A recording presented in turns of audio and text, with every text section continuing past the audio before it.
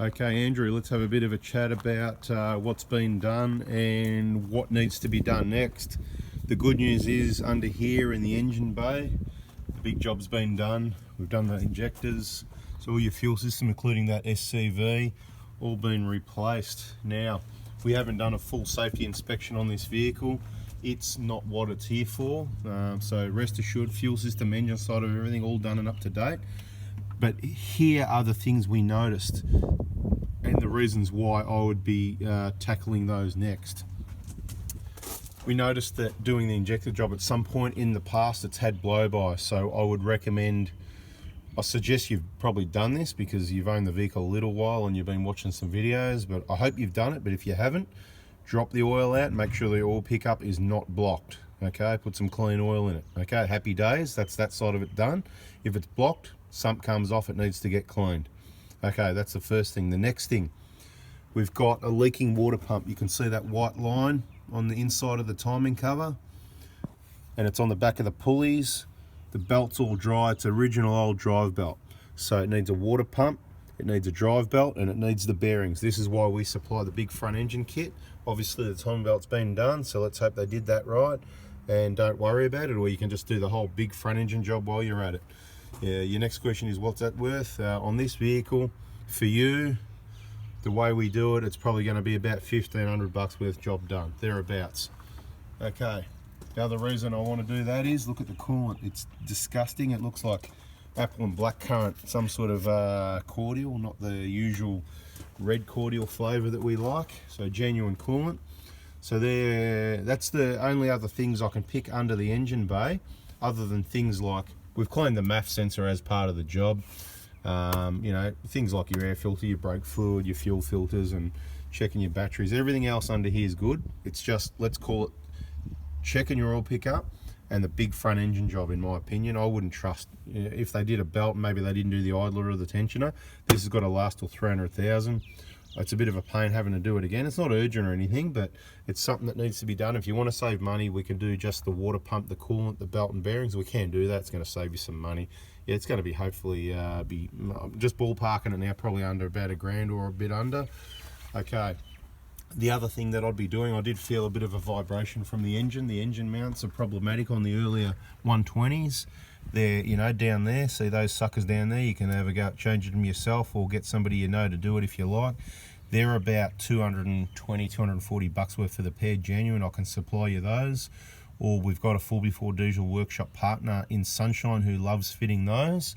We can refer you to them. I would be replacing the engine mounts. It's not an urgent thing again. It's more about comfort. They're not going to break, the engine's not going to fall out. It's just more about comfort. I felt the vibration, okay? Also heard noise from the drive belts because of the coolant, and obviously we wash the engine down. When you add water to crappy drive belts and bearings, they make a bit of noise. That's the other reason there. So under here, okay, they're the things you got. If you need to recap, just watch the video again. That's all your main components. Now the other thing I noticed driving the vehicle was brakes. I got a fair bit of brake squeal. So whatever it is, look, this thing looks like it needs a bit of a suspension lift kit as well. It looks a bit, it's a lowered Prado, so I'm sure that'll be coming next. The tyres will do for now, they look pretty good. We haven't had the car up on the hoist and done an inspection or anything like that. It's just what I've noticed. You heard in another video the squealing brakes, very annoying, and I felt a bit of a pulsation. So probably a suspension lift kit, some pads and rotors. And as far as I'm concerned, then you're in business, mate. You've got an awesome car. Just remember, you did purchase a vehicle. Hopefully it was cheap compared to a lot of others. It's 13 years old and it had the original injectors in it. So there's always going to be some money to spend. The good news is you buy the vehicle cheap, you spend some money, and then you've got one of the best vehicles you can have. So it's a bada bing, bada boom. I hope this video has helped you, Andrew, understand what's been done and where it's at and what else needs to be done. And in the other videos you may notice on the diagnostic after the job, massive improvement. I'm happy with how it all goes, and I have seen it before, but it's very rare where I've got another 07 in mind that does the same thing. It's got a higher load reading, it's got injection volume, it's well within specification. It's not a concern, it's just why is it like that and others aren't? And it could be as simple as a problem with one of these bearings. You know, in these pulleys there's two bearings, right? And you know, it could be a resistance there. It's not a big deal though, right? It's not a big deal. When you're ready to do that, we'll get to that and we'll just take note. Did that fix it? Did that? We'll eliminate things one thing at a time. And if we've done everything, you may do a transmission oil. Look, you know, it's done 200,000 k's. It's 13 years old. The other thing you'd probably wise to do is a transmission oil flush. Okay, just in case it has had something done, it's got the wrong oil, or before the oil gets too old and crap and it's not worth touching, it's probably wise to do a transmission oil flush. Okay, so they're the things that I've mentioned in this video that are priority. The vehicle drives awesome. Personally, I wouldn't put a bull bar on it, guys. It hasn't got a bull bar. If this video ever gets released, this is being made for Andrew, one of my clients, and it's for him. But if he's happy to, I may put it in the VIP group. I may put it into the, might even let it go on YouTube one day. You never know if everyone's happy with that. Just to give you an idea of some, it's a good example of some of the things that need to be done when you pick up an older 120 Prado. So, and look, it drives really good. And you know the vehicles that drive the best, I've got to tell you, I drive a lot of Prados. So what I specialise in, I drive them every day. It's always the ones without bull bars that just drive so well, and they're going to get better fuel economy. This thing is an absolute beast. I don't want to swear, but this just absolutely shits all over a brand new 2019 GX Prado that's nice and light without a bull bar. It's got so much more power and torque. It's a rocket ship in comparison.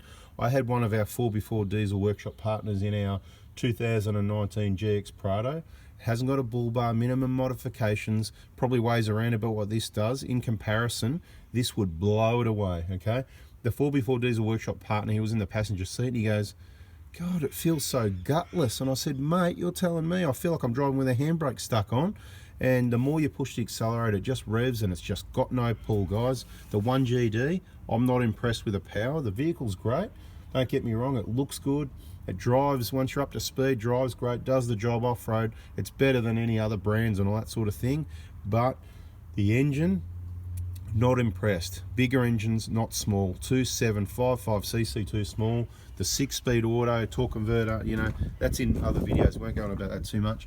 But this is an absolute beast is what I'm trying to say. I'm really impressed.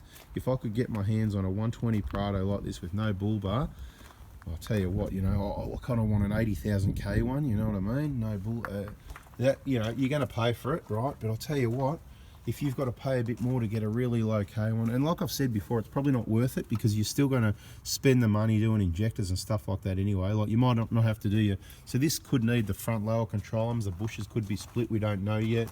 We'll look at that in service sometime, or you can look at it, learn about those things by watching the videos, guys. Anyway, what else can I add to it?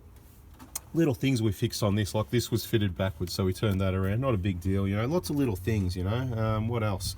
You know, there was, I'll tell you what, one of the clamps that was missing that we can see with this cover on, we can't see everything, but the bolt on the number 4 clamp was missing. Yeah, so these plastic clip tabs on the plug, as soon as we touch them, snap-o. So we've just got one tiny little dab of RTV silicone. They're not coming off, right? If you pull it hard enough, it'll come off, but don't do that because then you'll have to clean up the little bit of RTV. We've just done a really small, neat dab. Don't touch the plugs. Yeah, that's kind of the bad news, but it's not a big deal. It's all good.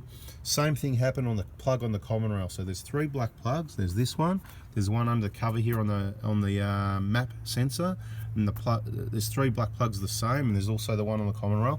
All 4 plugs, as soon as we touch those clips to replace them, snap over. I don't know if it was the last. There's 4 little bits of plastic that are molded, kind of like, you know, it's hard to see, but I don't know if you can see there, right? It's kind of like, you know, one at this side here and one at the other side and a couple in between. But you know, I know, hard to see, but it's all good, right? We did the best we could with minimal mucking around. There was quite a bit of extra cleaning in the ports because they did a crap job, so it was kind of like it had blow by, but it didn't because it had it in the past and they didn't do a good job cleaning it, and they scratched around a little bit with a screwdriver, but so we had a really good inspection of that, and as it turned out, it wasn't too bad. It was all right because we've got a seat cutting tool there. We could have cleaned it up, but my call was no. The seats weren't leaking before. It's not that bad. We've cleaned it up, had a really good inspection, and they're actually better than what we thought after we gave them a good clean up. You know, the dowel and the rag and on the drill, I think maybe even that gave it a really good polish up. You know, rest assured the ports are perfect. Everything's clean. Everything's torqued to spec. All the parts are right. The job's beautiful. These injectors, mate, you probably won't do it again for another 10 years. No promises. All comes down to fuel quality. Make sure you change this fuel filter. I recommend a genuine one every 40,000 Ks, right? Not this bloody Ryko. It does the job, but as you can see, it hasn't got the guard down on the bottom there because it doesn't fit. We've been on about that in other videos. Anyway, guys, this is long enough. I'm out of here. Thank you very much. Bada bing. Hope you learned something from this video. I'm sure you did.